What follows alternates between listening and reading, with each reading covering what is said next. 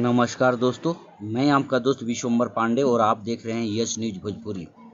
भोजपुरी के सुपरस्टार पवन सिंह जी का एक वायरल सॉन्ग आ गया।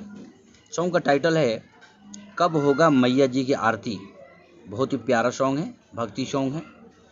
इस सॉन्ग में पवन सिंह के साथ शिल्पी राज जी का मधुर आवाज़ है। इस गाने का राइटर आशुतोष तिवारी जी, म्यूजिक से सजाया है प्रियांशु सिंह जी ने। और इसमें भोजपुरी की सुपर एक्ट्रेस डिम्पल सिंह भी दिखेंगी। यह song JP star picture Bhojpuri से कल सुबह 7 बजे रिलीज किया जाएगा, तो आप लोग देखना ना भूलें।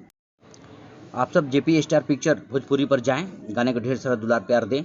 साथ ही अगर आप हमारे चैनल पर नए हैं तो चैनल को सब्सक्राइब कीजिए, शेयर कीजिए, ढेर सारा दुलार प्यार हमें भी दीजिए। नमस्कार, प्रणाम।